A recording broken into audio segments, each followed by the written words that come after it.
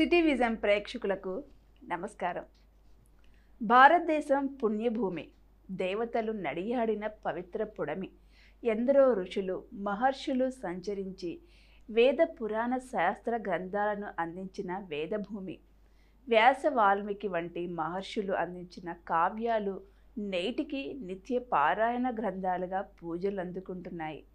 జగద్గురు శంకరాచార్యులు వారి స్తోత్రాలు నిత్య పూజలలో భక్తుల నాల్కలపై కదలాడుతూ ఉన్నాయి. అలాంటి ఎందరో మహనీయ మహర్షుల గురించి తెలుసుకునే ప్రయత్నం చేద్దాం.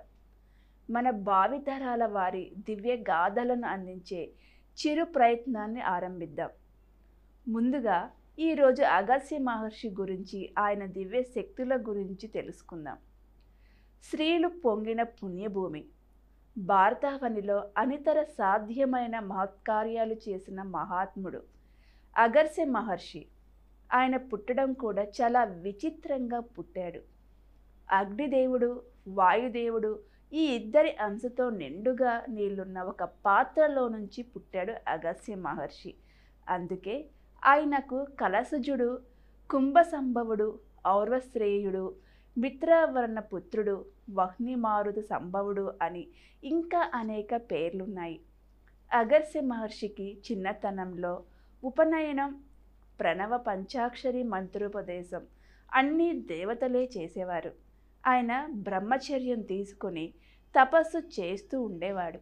ఒకసారి అడవిలో తిరుగుతూ తలక్రిందులుగా వ్రేలాడుతూ ఉన్న మునులను చూసి, మీరెందుకు ఇలా ఉన్నారని అడిగాడు అగస్త్య మహర్షి.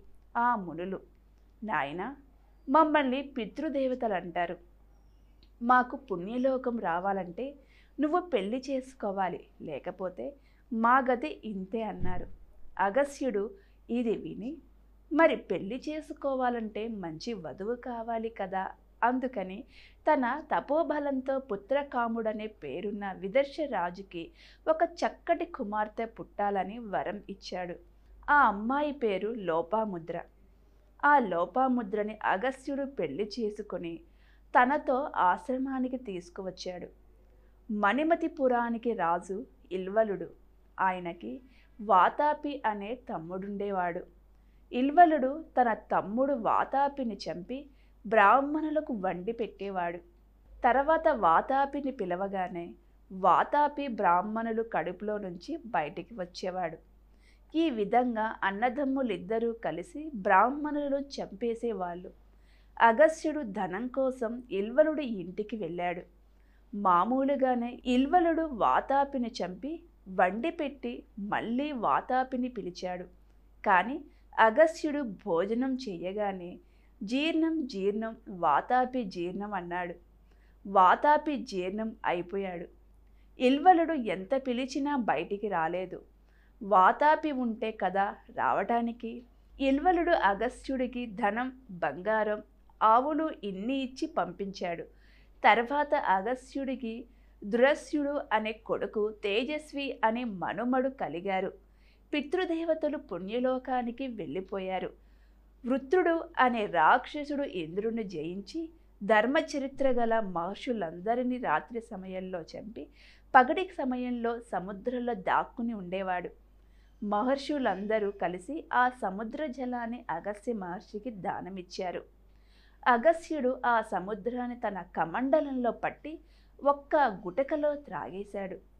ఉత్రాసుడు బయటపడ్డాడు. దదీచి దేహాన్ని ఆయుధాలుగా చేసుకొని దేవతలు వృత్రుణ్ణి చంపేశారు. అగస్త్య మహర్షి దండకారణ్యంలో నివసిస్తూ ఉండగా శ్రీరాముడు అరణ్యవాసం చేయడానికి వెడుతూ అగస్త్య మహర్షి ఆశ్రమానికి వెళ్ళాడు. ఖడ్గము, విల్లు, బాణాలు, అక్షయమైన అమ్ముల పొది రాముడికి ఇచ్చి దీవించాడు. అగస్త్యుడు కొంతకాలం తర్వాత రామరావణ యుద్ధం జరుగుతున్నప్పుడు ఆదిత్య హృదయం అనే మహాస్తవం ఉపదేశించాడు. పూర్వం సహిషుడనే రాజు సూరు అశ్వమేధ యాగాలు చేసి ఇంద్ర పదవిని పొందాడు. కానీ ఐశ్వర్యం ఉందన్న అహంకారంతో సచీదేవిని తనతో ఉండమని అడిగాడు. సచీదేవి మునులను వాహనంగా చేసుకుని రమ్మంది. సహిషుడు సచీదేవి దగ్గరికెడుతూ మునులను రథం ముయ్యమని చెప్పాడు. పూర్వాచార్యులు మంత్రాన్ని బ్రాహ్మణుల్ని నిందించటం తప్పని చెప్పిన అగస్త్యుడు తల మీద తన్నాడు సహిషుడు. సహిషుడిని క్రూర సర్పముగా మారమని శపించాడు అగస్త్యుడు. తర్వాత సహిషుడు కోరిక మీద పూర్వజ్ఞానం ఉండేలా కరుణించాడు అగస్త్యుడు. అగస్త్యుడు 12 వార్మిక యజ్ఞం చేశాడు. అంటే ఆ యజ్ఞం 12 సంవత్సరాలు జరిగింది. దానికి ఇంద్రుడు సహకరించలేదు. అప్పుడు అగస్త్యుడు తానే ఇంద్ర పదవి పొంది వర్షాలు కురిపించి నిధులు తెచ్చుకుంటాను అన్నాడు. మునులు ఇంద్రులు భయపడి కుంభవృష్టి కురిపించాడు. సూర్యుడు మేరు పర్వతం చుట్టూ తిరుగుతూ తన చుట్టూ తిరగడం లేదని వింధ్య పర్వతం కోపగించి సూర్యచంద్ర నక్షత్రాల గమనం ఆపేసినప్పుడు మేం తిరిగి వచ్చే వరకు నువ్వు భూమికి సమానంగా ఉండు, మేమిప్పుడు దక్షిణాపథం వెడుతున్నామని చెప్పాడు. ఈ విధంగా వింధ్య పర్వతానికి సహజంగా ఉండే పెరుగుదల కూడా లేకుండా దాని గర్వాన్ని అణిచాడు అగస్త్యుడు. అగస్త్యుడి భార్యతో కలిసి యాత్రలు చేస్తూ గోదావరి తీరంలో ఉన్న పంపా సరోవరం, దండకారణ్యం, గోదావరి తీరం, కోటిపల్లి, పలివెల, భీమేశ్వరం, ద్రాక్షారామం, వీరభద్ర శేఖరం మొదలైనవి చూసి కొల్హాపురం చేరి అక్కడ లక్ష్మీదేవికి స్తోత్రం చేశాడు. లక్ష్మీదేవి అగస్త్యుణ్ణి ద్వాపర యుగంలో వేదవ్యాసుడివై పుట్టి వారణాసిలో ఉంటావని దీవిస్తుంది. పరశురాముడు అగస్త్యుడు ఇచ్చిన కృష్ణ కవచాన్ని ధరించే 21 సార్లు రాజుల్ని చంపగలిగాడు. ఒకప్పుడు ఇంద్రద్యుమ్నుడిని విష్ణుమూర్తిని ధ్యానిస్తూ అగస్త్యుడు రావడం చూడలేదు.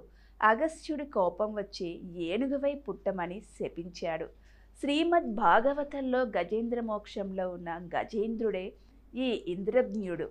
అగస్త్యుడు రాసిన గ్రంథాలు అగస్త్య గీత, అగస్త్య సంహిత.